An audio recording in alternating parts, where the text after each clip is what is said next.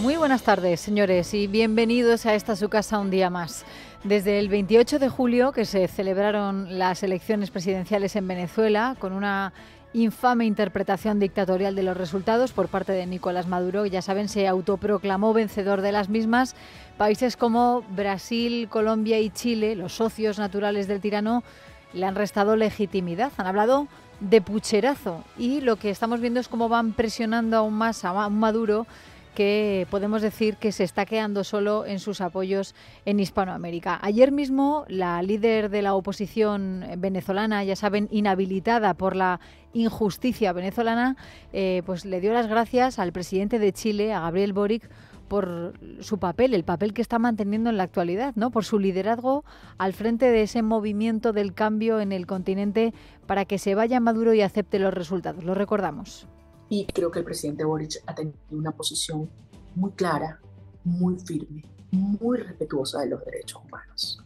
Y creo que indiscutiblemente Chile tendría un papel muy importante que desempeñar, porque creo que ha demostrado que el conflicto en Venezuela no se trata de izquierdas y derechas, es a un nivel muy superior.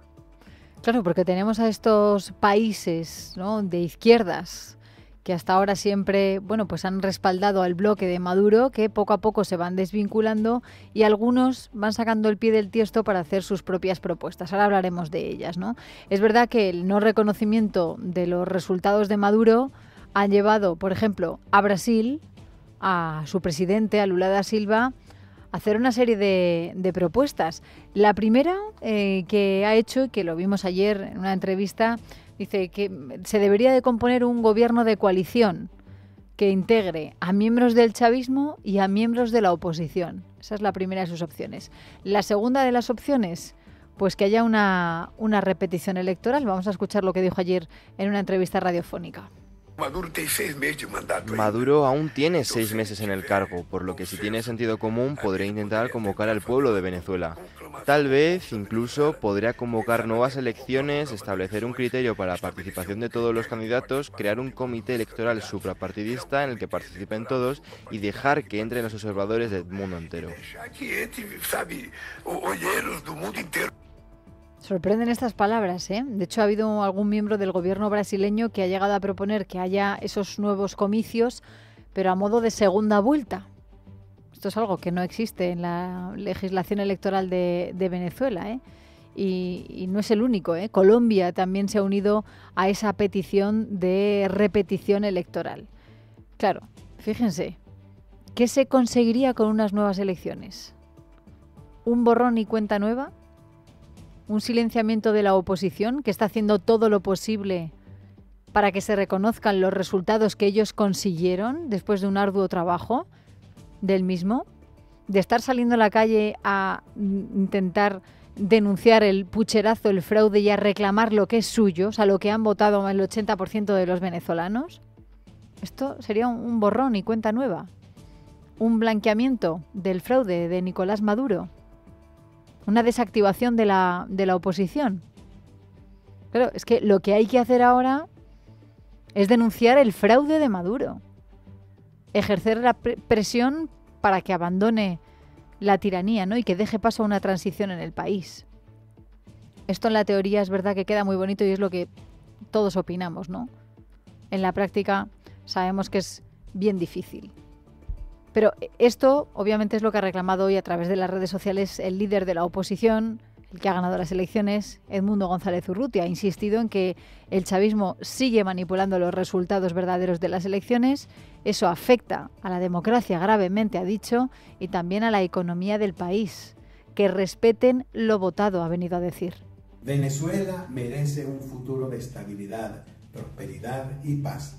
Pero para lograrlo es imprescindible respetar la voluntad del pueblo y permitir la transición hacia un gobierno que pueda restaurar la confianza y abrir las puertas al desarrollo económico. Cambio en paz.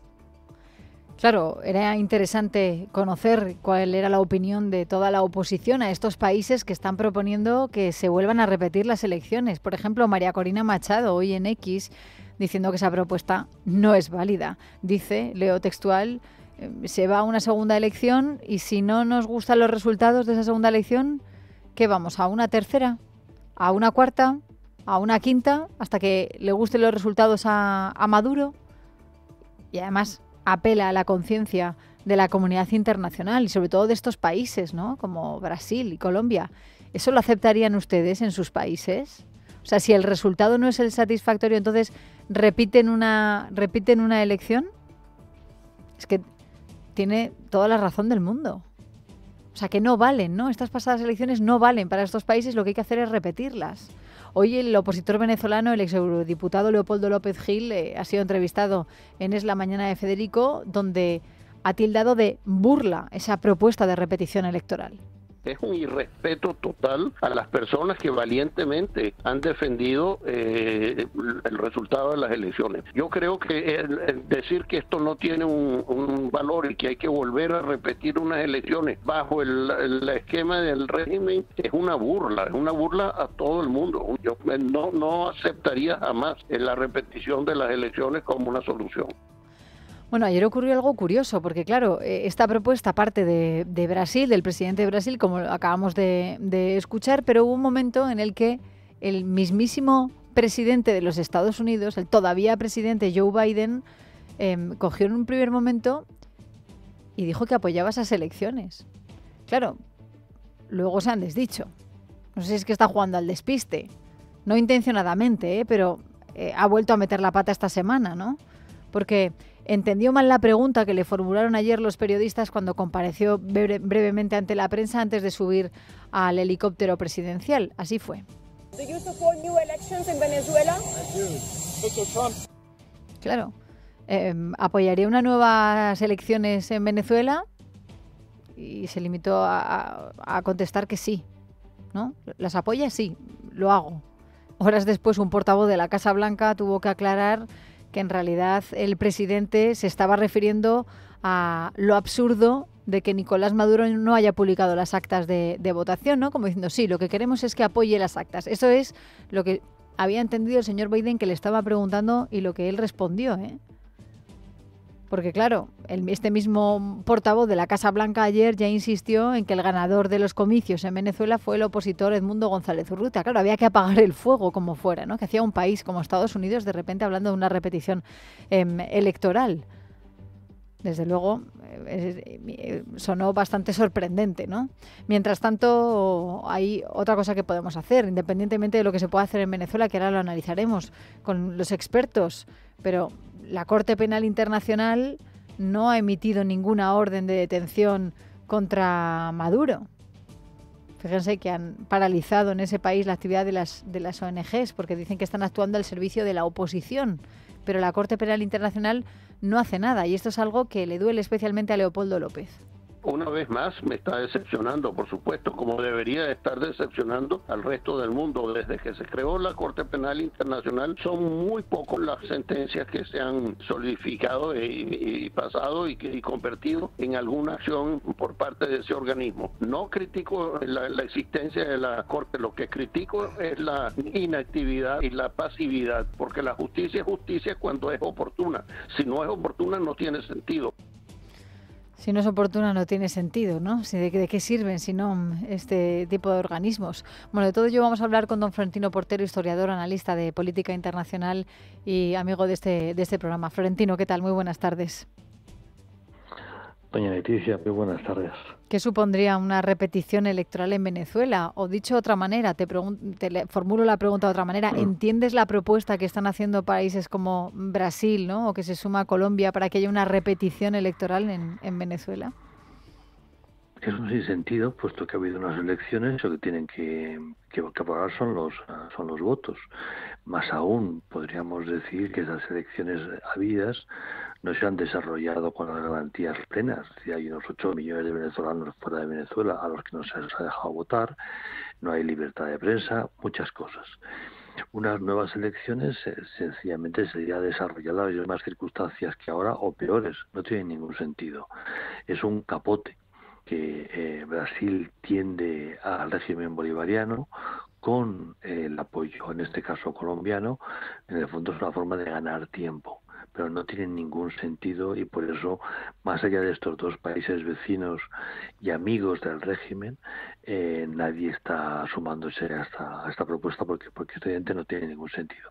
La otra de las propuestas que hace Lula da Silva es que se conforme un gobierno de coalición, dicen, entre el chavismo y la oposición. Y esto ya sí que sería una cosa de otro planeta. Volvemos a lo mismo, o sea, es el intento de no romper con el régimen bolivariano por parte de Lula y en general por parte de aquellos partidos políticos latinoamericanos que se mueven en torno al denominado Grupo de Puebla. Es el que Venezuela dé un paso más allá en la dirección de Cuba y se convierta junto con Nicaragua en tres clásicas dictaduras de izquierda, además profundamente corrompida, porque una de las cosas más llamativas del régimen venezolano no es solo que sea de izquierdas, bolivariano, es que es un régimen totalmente implicado en el narcotráfico y en el crimen organizado, lo cual agrava aún mucho más la situación. Entonces, bueno, Lula intenta que ese paso no se dé, pero sencillamente es imposible porque los actuales dirigentes de Venezuela no tienen ninguna razón para abandonar el poder, puesto que lo han conquistado para quedarse. No son demócratas, para ellos las elecciones son meras rutinas para mantener las formas y de esa manera poder afirmar que en Venezuela hay elecciones libres, pero es todo mentira. Sencillamente esta gente llegó, conquistó el poder, entró en el mundo del narco, se hicieron ricos y no piensan irse. Lo que pasa es que le ha salido una oposición a Nicolás Maduro que se ha armado bien en esta ocasión para, bueno, pues poder comprobar y poder tener datos fiables de qué ha ocurrido realmente en las elecciones, ¿no? De que la mayoría de los venezolanos, los que han podido votar, además, han apoyado a la oposición, ¿no? ¿Cómo se puede hacer compatible un juego pseudodemocrático donde se celebran unas elecciones cuando en realidad, como bien dices, Florentino, eso es una dictadura, ¿no? Es todo una mentira, Sin ¿no? duda. ¿Qué salida hay? Claro. O sea, en primer lugar, la gente que está hoy al frente de la oposición tiene muchísimo mérito y muchísimo valor. Y recordemos que son ya los miles de ciudadanos que han sido hechos presos desde las elecciones. Y muchos de ellos son personas que destacaban entre los medios de la oposición. Están haciendo lo indecible para salvar la dignidad y la democracia en su país, a pesar de que son conscientes de que tienen muy poquito margen de maniobra. Muy poquito. ¿Qué se puede hacer? Pues de entrada hacer algo con firmeza. Es decir, hemos visto como tanto en Estados Unidos como Europa en un momento determinado se decidió que esto no podía seguir así, que había que cortar con el régimen de Maduro y todos apoyamos a Guaidó. Y luego se le dejó tirado. Sí. Se le aplicó sanciones a Venezuela y después se levantaron, por lo menos parcialmente, hasta el punto de que ya hay empresas norteamericanas trabajando en el petróleo venezolano. Claro, esto es zigzags, esta falta de coherencia y de paciencia estratégica es lo que condena a las políticas occidentales primero al ridículo y después al fracaso. El régimen venezolano ya sabe que ahora nos vamos a poner muy gallitos, pero que después tenderemos puentes para salvar la democracia y tratar de arrastrar al régimen hacia la democracia. Las mismas tonterías que hemos hecho durante años con Cuba. La cantidad de veces que hemos perdonado a Cuba deudas, hemos levantado sanciones, porque era una oportunidad y porque el régimen, si se le tendía la mano, iba a cruzar a la orilla de la democracia. Nunca ha dado ese paso Cuba y personalmente no creo que el régimen bolivariano vaya a darlo. Tienen muy clara la experiencia cubana y supongo que van a seguir por ese camino y seguirán riendo de nosotros con toda la razón porque tenemos una formidable capacidad para hacer el ridículo y no reconocerlo. Luego, además, Florentino, tenemos también la posición de países como el nuestro, España, donde Álvarez le hemos escuchado esta semana con esa equidistancia entre el gobierno y la oposición en Venezuela, una actitud bastante vergonzosa y que podría marcar el paso de lo que pudiera decir la Unión Europea, los 27 dentro de unas cuantas semanas. ¿Qué esperas de la postura de la Unión Europea? Bueno, en primer lugar, empezando por España, lo que hay en España es una relación nunca explicada correctamente entre el Partido Socialista Obrero Español y el régimen bolivariano. Todos sabemos el papel que está jugando Rodríguez Zapatero. Se podría decir que es un papel a título personal, pero no lo es. Es un papel muy conectado con la voluntad del gobierno. El señor Álvarez, nuestro ministro de Asuntos Exteriores, así lo ha explicado en sede parlamentaria, que para nada se ve a Zapatero como un señor que hace su política, que toma sus decisiones, que actúa por libre. No, cuenta con el apoyo de Moncloa más que con el apoyo del propio Ministerio de Asuntos Exteriores. En estos momentos, la Unión Europea está en transición entre una comisión y otra comisión, entre un parlamento y otro parlamento. Entonces, bueno, vamos a ver qué ocurre. Desde luego, cabe imaginar que la posición de España será, entre comillas, de prudencia. Es decir, no volver a cometer los errores que se cometieron con Guaidó y, por lo tanto, no aplicar muchas sanciones precisamente para dar cobertura al régimen bolivariano. ¿Por qué un partido político que está en el gobierno en un Estado democrático en la Unión Europea da cobertura a un régimen dictatorial que además está empantanado en el narcotráfico? Es algo que a todos nos gustaría saber, pero es evidente que hay cosas nada ejemplares que vinculan al Partido Socialista Obrero Español con el régimen bolivariano. Pues don Florentino Portero, muchísimas gracias por haber sacado un rato para explicarnos también, ayudarnos a comprender lo que está pasando y estas propuestas que llegan de países como Brasil y Colombia. Esperemos que dentro de poco haya una salida un poco más esperanzadora para la oposición. Un saludo y gracias. Ojalá, igualmente. Bueno, pues fíjense, hablamos también del silencio atronador que se ha instalado en el Ejecutivo. Hablamos del ministro de Exteriores, como acabamos de comentar con Florentino Portero, de José Manuel Álvarez, que esta semana ha comparecido en el Senado para decir que quieren seguir manteniendo los canales de comunicación con el dictador Maduro, pero también con la oposición, para avalar y valorar positivamente la actuación de José Luis Rodríguez Zapatero a favor del chavismo en Venezuela y para no decir abiertamente que respalda la victoria de la oposición. Eso es lo que hemos visto esta semana en la Cámara Alta. Pero del presidente del Gobierno no sabemos nada. Es verdad que hace 2 días publicó un tuit en el que pedía precaución a la gente, a los españoles, ante la DANA, que iba a afectar a las Baleares sobre todo, citando a la Agencia Estatal de Meteorología y a Protección Civil, y ya está. O sea, él ya tenía puesto el chubasquero anticríticas, es el que lleva puesto, por cierto, desde hace mucho tiempo. Y porque además él está tranquilamente de vacaciones en Lanzarote, en el Palacio de la Mareta, junto a su familia. Es una manera que tiene de desconectar, ¿no? Recordemos lo que ocurrió el año pasado, ¿no? Estuvo unos días también en Lanzarote, en la Mareta, pero después de repente apareció en Marrakech, por sorpresa. El gobierno canario también se enfadó. Y lo que sabemos o lo que se publica hoy en algunos medios de comunicación es que dentro de poco, probablemente la semana que viene, vaya a comenzar Sánchez, es lo que publica Voz Populi, una gira por Mauritania, por Senegal y por Gambia. O sea, que dejará Lanzarote para hacer ese viaje. Un viaje que estaría enfocado a la presión migratoria, ¿no? Hoy la vicesecretaria del PP, Carmen Fúnez, desde la sede de los populares en Madrid, le ha reprochado al Ejecutivo que no está haciendo nada en materia migratoria, más allá de pactar un reparto de inmigrantes entre comunidades autónomas, que es lo que hizo durante el mes de julio y que el PP aceptó. Esto es algo que, bueno, era un parche, así nos lo contaron desde el Partido Popular hace algo menos de un mes, pero que, claro, no soluciona el problema. El Gobierno de España no tiene política migratoria y lo venimos denunciando desde hace meses. Sánchez llegó al Palacio de la Moncloa convocando una conferencia de presidentes para hablar de migraciones y 5 años después, no ha vuelto a reunir nunca a los presidentes de las comunidades autónomas para hablar de la situación migratoria en España. Nosotros hemos pedido que se declare la situación de emergencia nacional en materia migratoria y el Gobierno no lo ha hecho.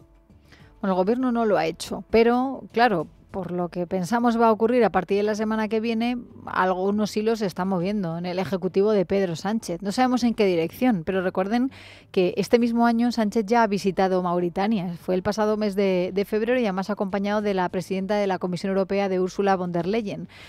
Debajo de Marruecos está el Sáhara Occidental, ¿no? Es lo que pilla más cerca entre Marruecos y Sáhara de las Islas Canarias. Y un poquito más al sur es donde está Mauritania. Es un país con una costa amplísima, difícil de controlar y que supone un punto de partida para los cayucos que llegan hasta las costas de Canarias.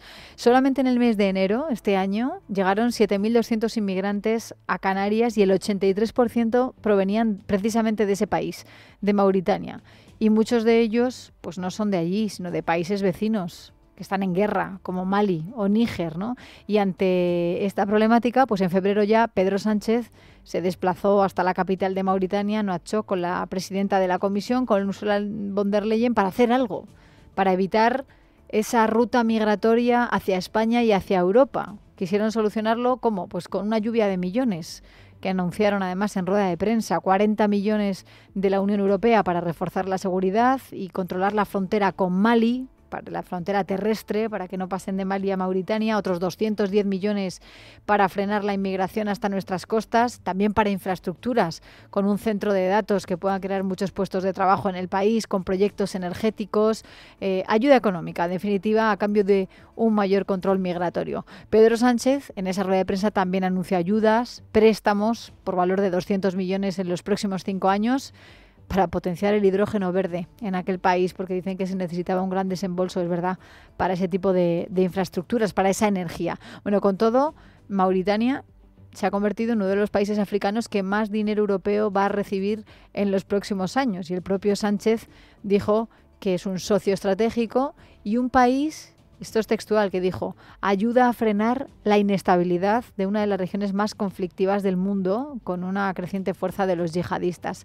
Una estrategia de la Unión Europea que pasa por regar con millones, como han hecho con anterioridad, a otros países, a Turquía, a Túnez, a Marruecos y ahora a Mauritania, ¿eh? No solamente para cooperar, para que hagan de muro de contención, sino que sus propios nacionales, las personas que viven en esos países, puedan vivir mejor para que no tengan la necesidad de venir a España o a países de la Unión Europea. Bueno, y con todo lo que está cayendo ahora mismo en nuestro país, esto es algo que ya hablaremos la semana que viene, cuando conozcamos exactamente la agenda del presidente.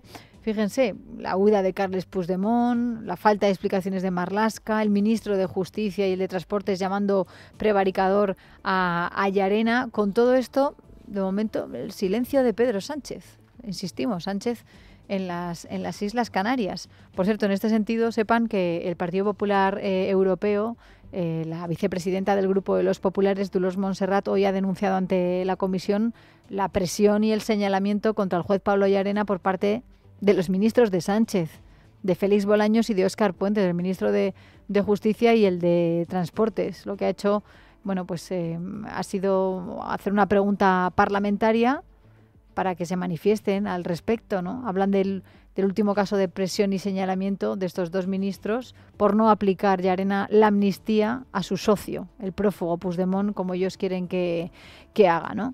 Bueno, lo que vemos también con estos escándalos de las últimas semanas, la utilización de la Abogacía General del Estado para presentar una querella el 30 de julio contra el juez Juan Carlos Peinado, ya saben, el que investiga a la mujer de Pedro Sánchez por corrupción en los negocios y tráfico de influencias, una querella por prevaricación que le han puesto. Es además el mismo juez, hablamos de que el mismo juez de Juan Carlos Peinado, que es el que le citó como testigo en la Moncloa a Pedro Sánchez, que no quiso declarar. De hecho, Sánchez lo tildó de montaje, ¿no? De llevar las cámaras para que apareciera en la prensa. Bueno, Sánchez se ha tomado muy en serio las vacaciones, ¿eh? Ya las mentiras a las que nos tiene acostumbrados se suma el silencio y la responsabilidad en los momentos en los que sí tienen que hablar. Sigue sin dar explicaciones sobre la imputación de su propia esposa y en lo que están en el PSOE es en ganarle la batalla informativa a los populares para perjudicar al PP con acusaciones de corrupción. En la actualidad, recordemos que hay 2 juzgados que están investigando a su mujer y a su hermano. El que investiga a su mujer está en Madrid. El que investiga al hermano del presidente está en Badajoz. Y de hecho, en este segundo caso, recordemos, delitos de malversación, tráfico de influencias, prevaricación, el sindicato Manos Limpias ha pedido que también se cite como investigada a la cuñada del presidente del gobierno, a la pareja de David Azagra, de David Sánchez Pérez Castejón, porque el sindicato Manos Limpias es el que interpuso la denuncia contra el hermano del presidente por ese desproporcionado aumento patrimonial sospechoso, 1,5 millones de euros, teniendo un salario de 55.000 euros al año, trabajando para la Diputación de Badajoz, supuestamente, pero sin tener que ir a su puesto de trabajo, porque tributa en Portugal, ¿no? Bueno, pues lo que dice el sindicato Manos Limpias es que ahora hay que citar también a la mujer del hermano de Pedro Sánchez, es decir, a la cuñada del presidente, y no como testigo, sino en calidad de investigada, porque dicen que es muy difícil entender que no supiera que su pareja estaba cobrando dinero público como un supuesto empleado sin trabajar, y es posible que supiera que el patrimonio adquirido superaba con creces el salario de don David, es lo que redacta el sindicato. Y además dicen, no sabemos si está casada en gananciales o en separación de bienes. En el primer caso, podría en su día llegar a ser declarada como partícipe a título lucrativo de algunos de los supuestos delitos por los que se ha incoado esta causa. Pero ante este cerco judicial que se cierne sobre la familia de Pedro Sánchez, los socialistas ahora lanzan una cortina de humo. Hoy han enviado un comunicado en el que amenazan con ir a los tribunales contra Alberto Núñez Feijóo e Isabel Díaz Ayuso. Leticia Barquín. Buenas tardes. Desde Ferraz amenazan al Partido Popular con medidas parlamentarias y judiciales a partir de septiembre, sin concretar cuáles, para esclarecer informaciones publicadas sobre contratos de la Xunta a la empresa Eulen, en la que trabaja la hermana del líder del PP, Alberto Núñez Feijóo. También han vuelto de nuevo a atacar duramente contra la presidenta madrileña Isabel Díaz Ayuso a través de su pareja, poniendo en duda las subvenciones concedidas a la empresa Quirón para la que trabajó e incluso la residencia en la que viven. El PSOE, en la nota de prensa hecha pública, no solo obvia los escándalos que afectan a Begoña Gómez y David Sánchez, mujer y hermano del presidente del gobierno, y que ya investigan los tribunales, sino también las recientes concesiones del Ejecutivo Central a los independentistas catalanes con el cupo catalán o la ley de amnistía. Bueno, y en el Partido Popular no han tardado en reaccionar y rápidamente Carmen Funes ha salido con una batería de preguntas para decirle al presidente que el que tiene que dar las explicaciones es él y que va pasando el tiempo y hay un silencio informativo, así que se dejen de esas cortinas de humo.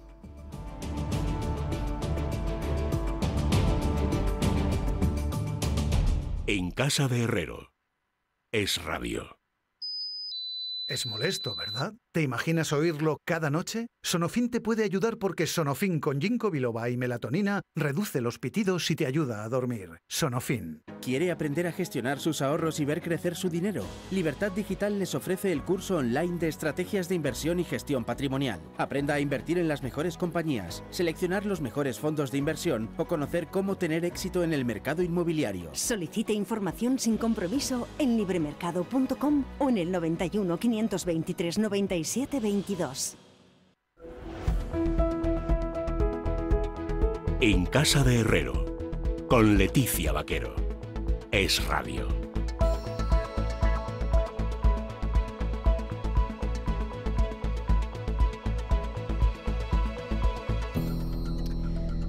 Y seguimos contándoles más noticias, fijándonos ahora en los efectos de la Dana que azotó ayer Baleares y que a partir de hoy ya pierde fuerza, aunque las islas siguen en alerta amarilla. El temporal ha dejado municipios inundados, coches destrozados, embarcaciones varadas en las rocas y toca hacer ahora balance de los daños. El Consejo de Menorca estudia pedir la declaración de zona catastrófica, sobre todo para dos municipios, Alayor y Esmercadal, que fueron devastados por la fuerza del agua. Jorge Muñoz, buenas tardes. Buenas tardes, Leticia. Esta última localidad se ha llevado la peor parte de la tormenta. Allí la Dana descargó más de 200 litros por metro cuadrado, dejando graves inundaciones, como explicaba su alcalde Joan Palliser en Televisión Española. Por suerte no ha habido daños personales, excepto algunas heridas o golpes, y ahora toca limpiar las calles y accidentar los caminos. Lo que quedará más a medio y largo plazo será revisar el estado de los puentes y ver si necesitan algún tipo de rehabilitación, porque algunos están bastante dañados. Un helicóptero de la Guardia Civil tuvo que rescatar a 16 personas, 7 de ellas menores y 5 mascotas, que se habían refugiado en los tejados de 4 viviendas de la zona de Esplans para resguardarse del agua que inundaba sus viviendas. Como las calles van para abajo, pues todo se acumula aquí. Empezó a subir el agua, subir. Agua 1 metro, todo es completamente catástrofe, un desastre. A la isla se ha desplazado este viernes la ministra de Transición Ecológica, Teresa Rivera, que ha agradecido la labor de los servicios de emergencia, así como la prudencia de los vecinos, valorando que no se hayan tenido que lamentar daños personales. Ahora toca una parte que es delicada, compleja, que hay que hacer bien, que es la de recuperación del torrente, de las infraestructuras como este puente, de las carreteras, pero también de los bajos y del sector hostelero que se ha podido ver afectado por estas trombas de agua en el centro de los 2 núcleos urbanos. Cientos de personas han tenido que pasar la noche en los aeropuertos de las islas, donde sigue habiendo algunos retrasos de vuelos debido al temporal. El más afectado por su volumen de tráfico es el de Palma de Mallorca, que poco a poco trata de recuperar la normalidad. Gracias, Jorge. Y vamos con más asuntos. El Centro Europeo de Control de Enfermedades ha elevado el riesgo por Mpox o viruela del mono en el continente. En su último informe sube la alerta solo un escalón y considera el peligro global para la población general como bajo en lugar de muy bajo, como lo catalogaba hasta la fecha. Además, las autoridades europeas insisten en que la gravedad de la enfermedad sería leve en la mayoría de los casos. Lorena López Lobo, buenas tardes. Buenas tardes, Leticia. La actualización llega un día después de que Suecia informara de la aparición en su territorio de un caso de infección por una cepa más agresiva procedente de África que ya afecta a 13 países en ese continente. España, por su parte, recuerda que los casos detectados de Mpox este año no difieren de los que había en 2022, no son más graves ni más letales, aunque no descarta aplicar nuevas medidas. Hoy la ministra de Ciencia, Diana Morant, recomendaba la vacunación ante cualquier virus y confirmaba que el Gobierno está trabajando en ello. De hecho, han sido convocadas ya varias reuniones para la próxima semana y en base a toda esa información que se vaya recabando se tomarán las medidas que se consideren adecuadas. Déjenme recordarle a la ciudadanía de manera general que desde luego mi recomendación y la del Gobierno de España siempre es la vacunación frente a cualquier virus, a cualquier amenaza. Precisamente desde la Comunidad de Madrid se exige al Gobierno que aumente de manera inmediata, ya desde este mismo fin de semana, los controles en el aeropuerto Adolfo Suárez Madrid-Barajas para controlar la entrada de posibles contagios de viruela del mono. Y por su parte, les contamos también que el presidente de Ceuta, Juan Vivas, también pide ayuda urgente al Gobierno y al resto de comunidades ante la emergencia humanitaria por la saturación de los centros de acogida de menores migrantes que superan ya en 300 niños su capacidad. En las próximas horas, tal y como ha anunciado en un comunicado, dirigirá una carta de petición de socorro al presidente del Gobierno, Pedro Sánchez, al ministro de Política Territorial, Ángel Víctor Torres, a la ministra de Infancia, Sira Rego, y al resto de presidentes autonómicos para pedir una respuesta solidaria y responsable ante la que dice es una situación insostenible y de emergencia humanitaria generada por la llegada masiva de menores migrantes. Al mismo tiempo, reclamará al Ejecutivo Central la cobertura presupuestaria necesaria para afrontar los costes de esta situación.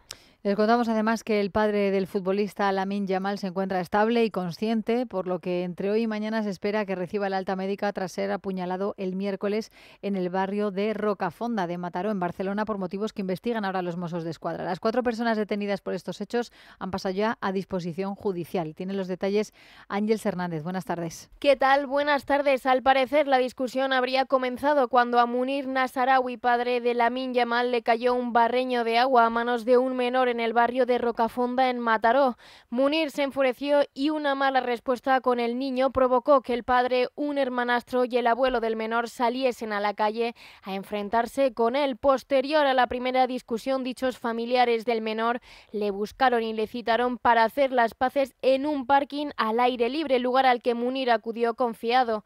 Los agresores, según la versión del padre del jugador, le rodearon sin mediar palabra, le golpearon, patearon y apuñalaron hasta que apareció el amigo y salieron huyendo. El padre de Lamine Yamal confiesa que pasó miedo. Sí, claro, que me veía entre la vida y la muerte. Claro que tuve miedo, como cualquier ser humano. Sí, no sé, la verdad que no lo sé, pero ojalá lo más antes posible y ya está. Y estar agradecido de volver a hablar. 2 horas después, en colaboración con la Policía Municipal, fueron detenidos los 3 primeros y un cuarto ayer por los Mossos d'Esquadra. Todos pasarán hoy a disposición judicial. A partir de varias fuentes consultadas del entorno del jugador, confirman que entre la víctima y sus agresores no había ningún conflicto previo más allá del incidente de las 3 de la tarde en la calle, por lo que desmienten otros altercados en los que el padre haya estado presentes. Recordemos que en junio de 2023 el juzgado de instrucción número 3 de Mataró condenó a Munir Nasarawi, padre de Lamine Yamal, a pagar una multa de 546 euros por los delitos leves de maltrato y de daños. En cuanto al jugador de fútbol, fuentes del Fútbol Club Barcelona, tal y como ha publicado el medio The Objective, aseguran que es necesario proteger a Lamine y a su entorno familiar para que pueda rendir a nivel futbolístico. Gracias, Ángels. Y en la crónica internacional, los mediadores internacionales en el conflicto de Oriente Próximo entre Israel y Hamás continúan por segundo día reunidos en la capital de Qatar, en Doha, para intentar alcanzar una tregua en Gaza, aunque persisten las diferencias. Los esfuerzos continúan y los mediadores, Estados Unidos, Egipto y la propia Qatar, están decididos a avanzar para alcanzar un alto el fuego que permita la liberación de los rehenes y la entrada de la mayor cantidad posible de ayuda humanitaria para la población de la franja. Israel sí participa directamente en las conversaciones, no así Hamás, aunque sus dirigentes están en la ciudad dispuestos a reunirse con los mediadores en el caso de que haya avances. Y terminamos en Ucrania, donde el presidente Volodymyr Zelensky consolida la ofensiva sorpresa en la provincia rusa de Kursk con un gran número de tropas, blindados y armamento. Mientras tanto, el Kremlin mantiene su avance en el frente de Donetsk. Las fuerzas armadas ucranianas siguen avanzando, aunque más lentamente que al inicio de la ofensiva a principios de agosto, y se adentran unos 2 kilómetros por día en territorio enemigo. La cúpula militar afirma que tiene allí el control de más de 80 localidades y que la intención es permanecer a corto plazo. El objetivo, según los analistas, podría servir de recurso para futuras negociaciones con Moscú para terminar el conflicto. Y vamos ahora con la información deportiva.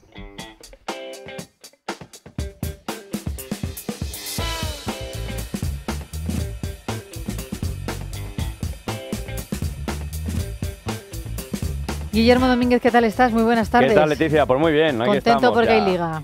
Contento porque ha empezado la Liga, lo hacía ayer con 2 partidos, saldados ambos con empate a 1 gol en San Mamés. Athletic de Bilbao 1, Getafe 1, y en el Benito Villamarín, 2 horas y media después, Betis 1, Girona 1. La verdad es que el Getafe sacando un punto importante en San Mamés, a pesar de esas dificultades que tenía el equipo de Bordalás para poder inscribir jugadores.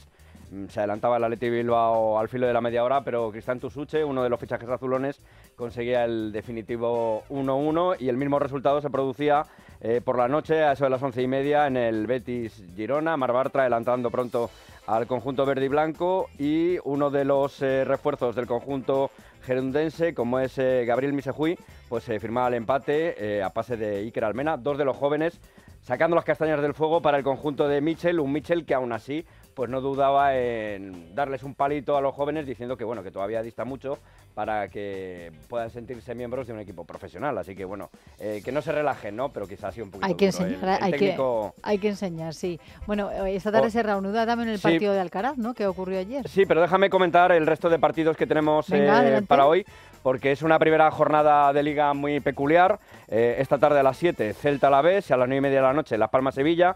Ya mañana turno para el Barça, que juega en Mestalla frente al Valencia. El domingo, turno para el Real Madrid, que visita Son Mox para medirse al Mallorca con la Supercopa de Europa bajo el brazo. Y el lunes acaba la jornada, tenemos 2 partidos, entre ellos el Villarreal Atlético de Madrid a las 9:30 de la noche, con los nuevos refuerzos, Robbie Lenormand, Alexander Sorloz y un Julián Álvarez, la estrella argentina del Manchester, procedente del Manchester City, que ha sido presentado hoy mismo en el Metropolitano. Y ahora sí, hablando de tenis, a eso de las 6:30, pendientes de la reanudación del partido de segunda ronda del Masters 1000 de Cincinnati entre Carlos Alcaraz y el francés Gael Monfils. De momento 6-4 a favor del tenista murciano.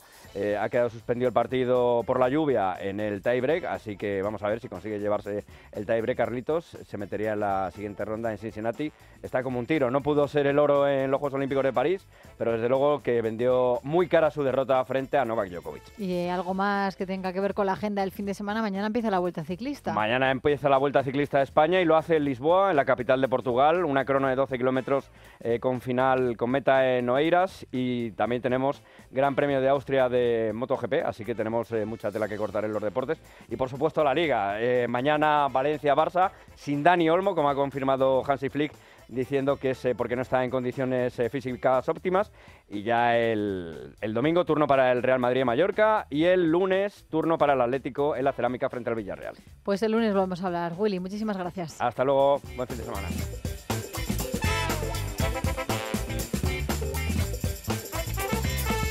En casa de Herrero, Es Radio.